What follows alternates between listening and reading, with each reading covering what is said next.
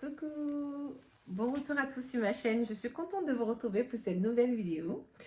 Et si on parlait des relations amoureuses au bureau? La rentrée oblige, nous allons aborder plusieurs thèmes comme ça liés au monde professionnel pour que chacun puisse exprimer dans son quotidien tout ce qu'il voit ou il ressent dans le cadre de son travail. Et les relations parfois avec des collègues peuvent se transformer en histoire d'amour. Pas toujours, mais des fois ça arrive. Ou d'autres fois des flirts ou des aventures sans lendemain. Il y a toutes sortes de situations, hein. Donc ici, aujourd'hui, je voulais aborder ce sujet parce que j'ai été plusieurs fois témoin de situations comme ça où des personnes, à l'époque, je travaillais dans une banque et dans cette banque, il était interdit que des personnes soient dans le même service en couple. Donc, à un moment donné, il y a des collaborateurs qui ont avoué à la hiérarchie qu'ils se fréquentaient, qu'ils avaient l'intention d'aménager ensemble et que la relation prenait une tournure importante. Ils se sont déclarés comme tels et du coup, le monsieur a été muté dans un autre service. On était toujours dans le même bâtiment, mais il ne travaillait plus dans le même service que sa chérie. Et comme ça, il n'y avait pas de notion de conflit d'intérêts ou de justement cet aspect de népotisme que j'ai abordé un peu plus tôt sur ma chaîne, n'est-ce pas? Donc ça, je trouve ça très bien, les entreprises qui ont des règles comme ça, ou quand même, l'idée c'est de dire, bon, c'est des choses humaines, ça peut arriver, mais ils ne sont pas là pour encourager ce type de situation. Et puis, là encore récemment, j'ai vu que j'étais dans une boîte où deux nouvelles recrues sont, enfin, il y avait de nouvelles personnes qui ont été embauchées. Et parmi elles, il y avait un garçon et une fille qui ont commencé à flirter ensemble. Et puis, hop, ça a donné une relation amoureuse, a priori, hein. Bon, et, à cause de cette relation, enfin, beaucoup en ont déduit comme ça, hein, aucun des deux n'a été prolongé dans sa période d'essai.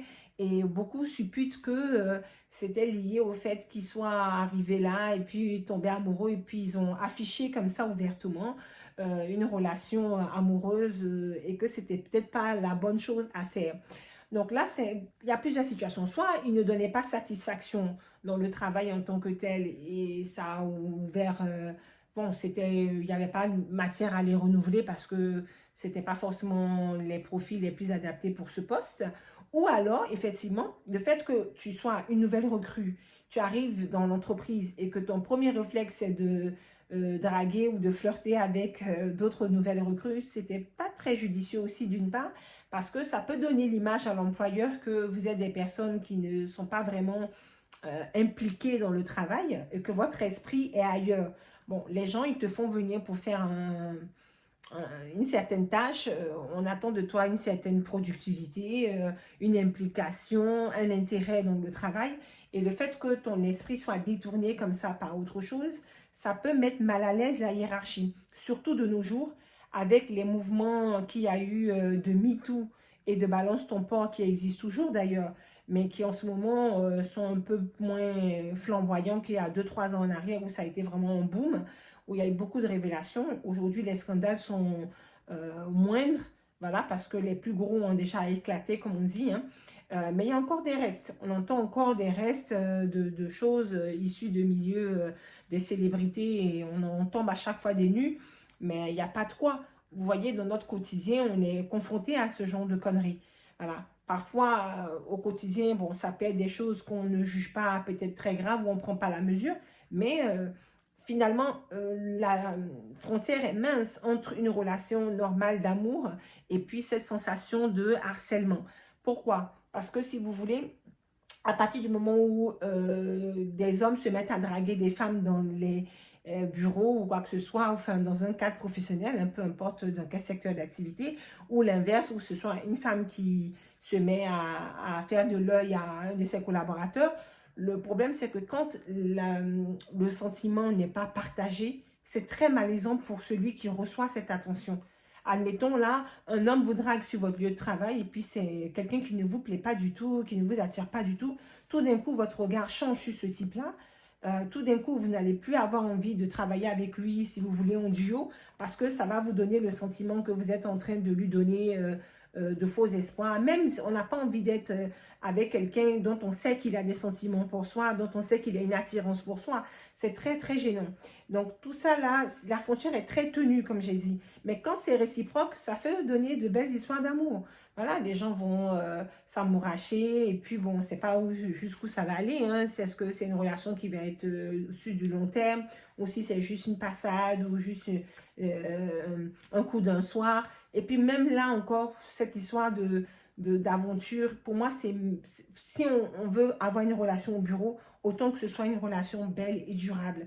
Vraiment une relation qui se construit dans l'harmonie, une relation qui va aboutir sur un mariage, des enfants. Là, c'est beau à voir. Mais si c'est juste pour coucher avec un collègue qui nous attire et on sait très bien que ça n'ira pas plus loin parce que finalement, on n'est pas amoureux de la personne, mais c'est juste comme ça, là, en passant, il y a une occasion. Pour moi, je n'encourage pas ce genre de choses parce que c'est très, très pénible à gérer à la rupture.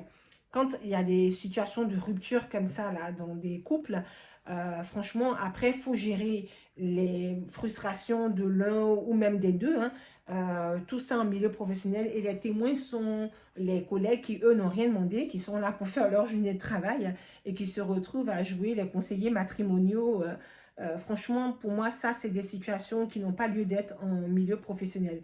Ok, vous avez vos émotions, soit vous êtes dans une relation et puis vous la cachez fermement aux autres, ça reste vraiment dans votre sphère privée et puis tant mieux pour vous. Mais à partir du moment où la relation est affichée, est assumée et que tout le monde devine que vous formez un couple, c'est très compliqué après en cas de rupture. Parce que ça peut même diviser l'équipe. Certains vont être du côté peut-être du garçon parce qu'il va raconter tel truc et puis on va trouver qu'il est plus crédible. Ou bien d'autres vont dire c'est la fille qui a le beau rôle et puis c'est le garçon le méchant de l'histoire. Bref, pour moi là vraiment, on se lance dans quelque chose qui n'en vaut pas la peine si vraiment on n'est pas amoureux de la personne. Il ne faut pas se lancer là-dedans parce que la rupture est difficile tout court. Si en plus vous devez travailler avec votre ex, ça rend la tâche encore plus compliquée parce que là, vous devez gérer cette rupture et en plus gérer le travail avec ce ex que vous côtoyez quotidiennement dans le cadre de votre emploi.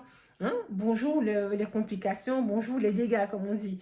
Bon, si vous pouvez vous épargner ça, épargnez-vous. Moi, je n'encourage pas ce genre de choses. Comme j'ai dit, nous sommes des êtres humains, on peut avoir vraiment des choses qui sont incontrôlables, on tombe amoureux, voilà, c'est des choses qui arrivent. Si c'est fait comme ça de façon naturelle, là oui, pourquoi pas, ça te tombe dessus, tu n'as rien demandé, là c'est un coup de foudre foudroyant, voilà, une belle relation, une intimité qui se crée avec quelqu'un. On n'y peut rien, on n'est pas à l'abri de ça, bon je ne condamne pas ce genre de choses, mais il y a des gens qui délibérément au travail cherchent à séduire leurs collègues. Ils cherchent à plaire, ils sont toujours dans un rapport où ils vont faire des blagues grivoises ou un peu déplacées ou salaces. Et puis toujours sous le ton de l'humour, on va essayer de balancer toujours plus de choses qui ne devraient pas être balancées. On va toujours pousser un peu la pudeur dans des limites qui n'ont pas à être dépassées. Vous voyez ce que je veux dire? On connaît tous ce genre de collègues qui font semblant de faire des blagues, des sous-entendus, et puis qui font genre, oh ben j'ai dit ça comme ça pour rire, alors qu'au fond ils sont au premier degré et qu'ils attendent qu'une chose, c'est que vous jouiez leur jeu et que vous succombiez à leurs avances déguisées. Donc on cherche, on prend l'humour comme cachette hein, pour draguer ses collègues en douce et voir si ça mord. Voilà. Et puis, il suffit que la personne soit un peu sensible ou se sent seule ou quoi que ce soit. Et puis, c'est facile de tomber dans des choses comme ça. Donc, moi, franchement, c'est des situations que je préfère éviter.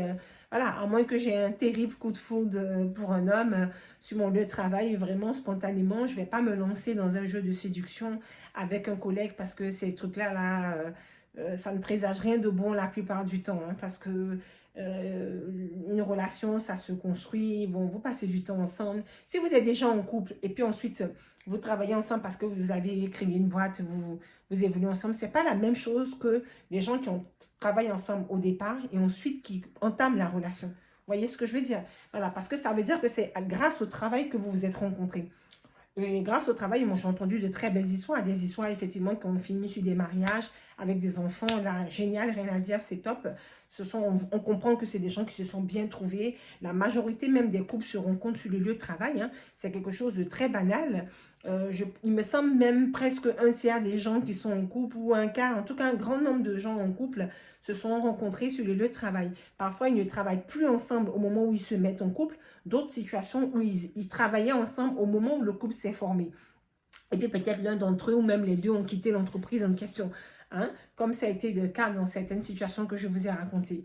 Mais voilà, moi spontanément, ce ne sont pas des situations que je vais chercher ou bien aller dans une entreprise et puis des fois, il y a même des fois des gens qui entrent dans les entreprises et qui font une sorte de classement de leurs collègues, de qui est le plus séduisant, qui est le plus beau ou qui est la plus belle. Enfin, que des comportements puérils comme ça. On se demande même ce qu'ils ont dans la tête, quoi. Vos collègues, ce sont des gens avec qui vous devez toujours garder un lien professionnel. Parce que comme j'ai dit, ces choses-là, ça a double tranchant.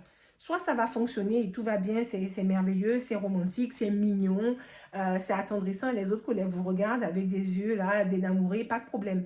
Mais il suffit qu'il y ait un petit grain de sable et puis ça prend des proportions qui sont trop désagréables et les enjeux sont d'ordre économique. Vous avez besoin de votre travail pour assurer votre survie.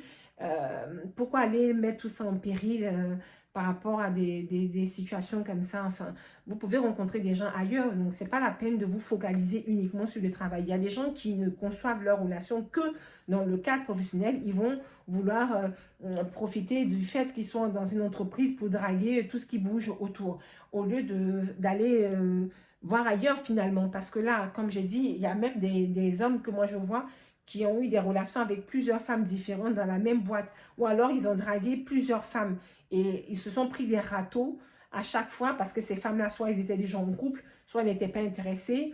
Et puis, bon, ils se mangeaient des râteaux comme ça. Et puis, un jour, peut-être qu'une va finir par accepter. Et elle sera la risée de ses collègues parce qu'elles vont se dire, mais elle, si elle savait qu'il a dragué tout le monde ici, que ce n'est pas un homme sérieux. Vous voyez ce que je veux dire? Donc, c'est toujours des situations très délicates. Chacun voit midi à sa porte. Chacun fait bien ce qu'il veut. Mais là, moi, c'est mon avis hein, pour ce genre de choses. À moins d'un coup de foudre, vraiment une relation un amour qui naît en vous que vous ne pouvez pas contrôler. Ça, c'est le vrai amour. Pourquoi pas? Mais sinon, si c'est pour rentrer à se forcer à fréquenter quelqu'un, faire connaissance, et puis être dans ce jeu de séduction où on veut plaire à l'autre, on veut attirer l'attention de l'autre, je dis stop tout de suite.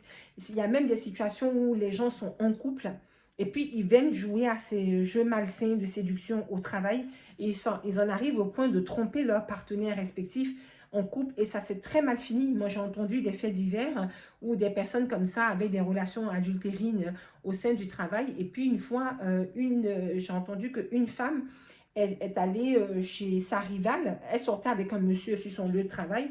Et le monsieur, bon, il en avait marre d'elle. Il a rompu et puis il voulait s'en débarrasser. Elle s'est sentie comme une malpropre. Et elle s'est dit que si la femme du monsieur disparaissait, ils allaient continuer leur relation. La fille a pété un câble, elle s'est rendue chez le monsieur, elle a tué sa femme dans une bagarre et puis il y a une enquête qui a été menée et puis finalement ça a été avéré que c'était elle la coupable. Elle a gâché sa vie pour une relation au bureau avec un homme qui finalement n'était même pas amoureux d'elle. Elle était très attachée à lui, mais ce n'était pas réciproque. Lui, il la voyait juste comme une belle nana qui voulait mettre dans son lit. Ça s'arrête là pour son palmarès. Et puis fanfaronner devant ses collègues en disant, ah regardez, la plus belle fille du travail, du bureau, ben, c'est moi qui me la tape, des choses comme ça. Toujours dans ce comportement puéril, goujaterie, à 1000%. Enfin, et cette femme-là est tombée dans le panneau, elle a gâché sa vie, gâché la vie de cette pauvre femme qui n'avait rien demandé, qui n'était même pas au courant que son mari la trompait, et encore moins avec une folle comme ça. Donc, vous voyez, ça crée des situations qui peuvent aller au drame. Donc, faites attention dans vos relations avec les gens. Comme je vous ai dit, les émotions, c'est très important. On ne joue pas avec les émotions des gens, on ne joue pas avec les sentiments des gens. Donc, soit vous êtes dans une sincérité absolue et puis vous avez rencontré l'amour au travail, tant mieux pour vous. Hein. Je ne vais pas venir casser votre élan ou bien vous décourager dans cette relation-là, si c'est le cas pour vous. Toutefois, soyez prudent parce que, comme j'ai dit, si c'est réciproque, tout va bien, mais il suffit qu'il y ait un petit quelque chose qui cloche, que ça peut aller très très loin. On a vu aussi des situations où des fois la personne s'est fait conduire et puis il y a comme un sentiment de vengeance sur le collègue. Ah ben pour qui elle se prend, elle refuse mes avances. On va commencer à te mettre des bâtons dans les roues avec des responsables complètement malsains, toxiques, et on parle de harcèlement sexuel. Donc, si vous voulez, les entreprises, aujourd'hui, elles sont très réticentes face à ça. C'est-à-dire que dès qu'elles constatent que deux personnes commencent à se rapprocher comme ça, la hiérarchie, je vous assure que ça les met en panique parce qu'après, ils ne veulent pas entendre parler de « Ah oui, ça aboutit sur une histoire de harcèlement, ça aboutit sur un dépôt de plainte ou je ne sais quoi. » Vous voyez un peu. Donc, je vois mal comment quelqu'un qui est dans la hiérarchie peut vous encourager à adopter ce type de relation dans le cadre professionnel. Donc, soit vous êtes très discret, vous gardez ça pour vous deux, et puis vous cachez ça aux autres et tout va bien. Mais si vous vous affichez en cas de rupture ou à la moindre petite dispute ou à la moindre petite tension, vous, tout le bureau est au courant et ça va jaser dans les couloirs. Ce ne sont pas des situations que je souhaite à qui que ce soit parce que c'est toujours très désagréable, même un peu humiliant. Et puis là encore, c'est cette manie de raconter sa vie au travail où les collègues ils connaissent ta vie comme un livre ouvert. On te voit au travail toute la journée, on connaît ton mari, on connaît presque tout de ta vie. Enfin, vraiment, tu n'as plus d'intimité, quoi. C'est comme si tes collègues, là, étaient omniscients. C'est comme s'ils étaient présents dans ta vie tout le temps, à toute heure. Bref, je ne sais pas. Il n'y a pas le côté où il y a une coupure entre ce qu'on fait au boulot et ce qu'on fait dans sa vie privée. Vous voyez, la personne devient comme une entité là, et puis le travail vous suit tout le temps, puisque tout ce qui se passe au travail, ça vous suit aussi dans votre vie privée, puisque votre relation, elle vient du travail. Je ne sais pas, il y a plein je ne sais pas, moi, c'est des trucs... voilà, à moins de vraiment tomber amoureuse de quelqu'un, c'est pas quelque chose qui va m'enchanter. Je trouve qu'il y a trop de barrières, il y a trop de red flags pour ces choses-là. C'est compliqué. C'est très compliqué. Voilà, mais bon, si dans votre cas, vous avez la chance d'être tombé amoureux réciproquement de quelqu'un et que tout va bien, vous avez formé un beau couple, que même ça aboutit sur un mariage ou des enfants, ben c'est super. Franchement, c'est très, très beau. On voit de très belles histoires comme ça. Hein, ça, je n'en disconviens pas. Moi-même, j'ai été témoin de très belles histoires comme ça. Donc, c'est pas moi qui vais venir dire le contraire. Mais à contrario, j'ai aussi vu l'inverse et c'était pas beau à voir. Donc après, il faut savoir jauger où on met les pieds et avec qui on fait des choses comme ça. D'accord? En tout cas, moi, c'est le conseil que je vous donne. Dites-moi ce que vous en pensez dans les commentaires. Un peu plus tard, j'aborderai plus le thème des relations avec quelqu'un qui est dans une position hiérarchique supérieure et l'impact que ça peut avoir sur votre emploi, l'ambiance que ça crée au travail et tout ça. On abordera ce thème un peu plus tard parce que sinon la vidéo risque d'être un peu trop éparpillée. Là encore, c'est un sujet vaste que j'ai abordé comme ça, j'ai survolé. Et puis, face à vos réactions, à vos commentaires, on pourra développer soit avec un direct ou bien faire des sous-thèmes de cette vidéo de base et approfondir certaines particularités de relations amoureuses dans le cadre professionnel. D'accord? Bon, ben, j'ai hâte de vous lire et sur ce, je vous remercie de m'avoir suivi jusqu'ici. N'oubliez pas de liker, commenter, de vous abonner nombreux, je compte sur vous. Je vous embrasse, à très vite, à très très vite. En attendant, restez bien connectés, restez bien à l'écoute et prenez soin de vous.